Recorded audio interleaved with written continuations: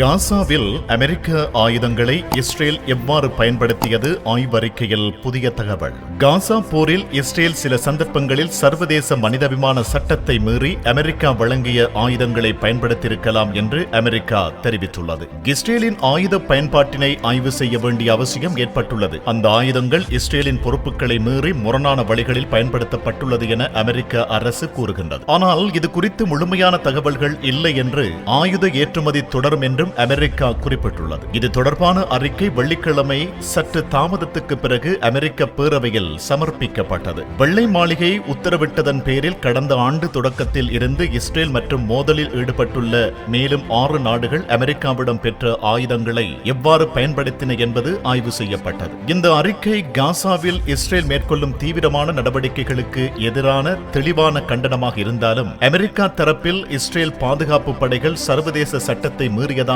இன்னும் திட்டவட்டமாக அறிவிக்கவில்லை. காசாவில் ஹமாஸுக்கு எதிராக போராடும் இஸ்ரேல் ஒரு அசாதாரண ராணுவ சவாலை எதிர்கொள்ள வேண்டியிருந்தது. அமெரிக்க ஆயுதங்களை சட்டங்களுக்கு உட்பட்டு பயன்படுத்துவதாக இஸ்ரேலிடம் இருந்து பெற்ற உத்தரவாதங்கள் நம்பகமானவை என அந்த அறிக்கையில் கூறப்பட்டுள்ளது. ஹமாஸ் பொதுமக்களுக்கான உட்கட்டமைப்பை ராணுவ நோக்கங்களுக்காக பயன்படுத்துகின்றது, பொதுமக்களை மனித கேடயங்களாகவும் பயன்படுத்துகின்றது. இதனால் தீவிரமான போர்க்களத்தில் நிகழும் செயற்பாடுகளை தீர்மானிப்பது கடினம் என்றும் அமெரிக்க அறிக்கையில் குறிப்பிட்டுள்ளது. அமெரிக்கா தயாரித்த ஆயுதங்களை இஸ்ரேல் கணிசமான அளவில் நம்பியிருக்கின்றது. மேலும் பல சந்தர்ப்பங்களில் சர்வதேச மனிதாபிமான சட்டத்துக்கு முரணாக அந்த ஆயுதங்கள் பயன்படுத்தப்பட்டிருக்கலாம். குடிமக்களுக்கு தீங்கு விளைவிப்பதை தணிக்க நிறுவப்பட்ட சிறந்த நடைமுறைகளுடன் முரண்பட்டு அவை பயன்படுத்தப்பட்டிருக்கும் என்று அறிக்கையில் குறிப்பிடப்பட்டுள்ளது. இஸ்ரேல் தனது ராணுவ நடவடிக்கைகளில் பொதுமக்களின் பாதிப்பை குறைப்பதற்கான சிறந்த நடைமுறைகளை செயற்படுத்துவதற்கான அறிவு, அனுபவம் மற்றும் கருவிகளை கொண்டுள்ளது. ஆனால் களத்தில் அதிக அளவிலான பொதுமக்கள் உயிரிழப்புகள் உட்பட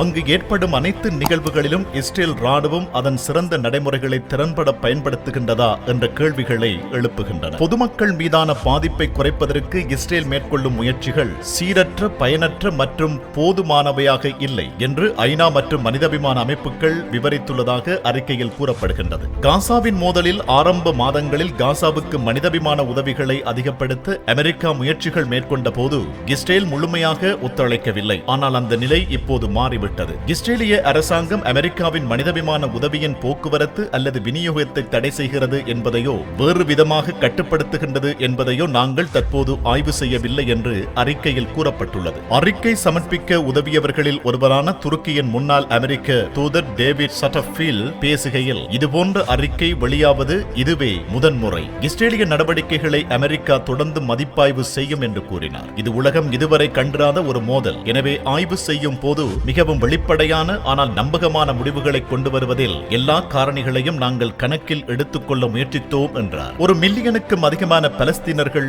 உள்ள காசாவில் ஹமாஸின் கடைசி கோட்டையான ரஃபா மீது தாக்குதல் நடத்தினால் இஸ்ரேலுக்கு வழங்கும் சில குண்டுகள் மற்றும் பீரங்கி குண்டுகள் நிறுத்தப்படும் என்று அமெரிக்க ஜனாதிபதி ஜோ பைடன் பகிரங்கமாக அச்சுறுத்தி அறிவிப்பு வெளியிட்ட சில நாட்களுக்கு பிறகு இந்த ஆயுதங்கள் பற்றிய அறிக்கை வெளியிடப்பட்டது. இந்த அறிக்கை வெளியாவதற்கு சற்று முன்னர் இஸ்ரேலிய பிரதமர் பெஞ்சமின் நெதன்யாகு அதிபர் பைடனின் எச்சரிக்கைகளை நிராகரித்து ரஃபாவில் நடவடிக்கை சிவப்பு கோட்டை கடக்கும் என்று தேவைப்பட்டால் இஸ்ரேல் தனியாக நின்று போராடும் என்றும் சபதம் செய்தார். திங்கட்கிழமை முதல் 80,000க்கும் மேற்பட்ட மக்கள் ரஃபாவிலிருந்து வெளியேறியதாக ஐநா கூறுகின்றது. மேலும் தொடர்ச்சியான குண்டுவீச்சுகளுக்கு மத்தியில் கட்டடங்களுக்கு அருகில் இஸ்ரேலிய டாங்கிகள் குவிந்ததாக கூறப்படுகின்றது. இஸ்ரேலிய படைகள் தாங்கள் ராணுவ நடவடிக்கையின் தொடக்கத்தில் எகிப்துடனான ரஃபாவின் எல்லையை தங்கள் கட்டுப்பாட்டுக்குள் கொண்டு வந்தனர். ஐநா ஊழியர்கள் மற்றும் நிவாரண டிராக்குகள் இஸ்ரேல் மீண்டும் திறந்துள்ள கெரம் ஷாலோம் பாதையை கடப்பது மிகவும் ஆபத்தானது என்று ஐநா கூறியது.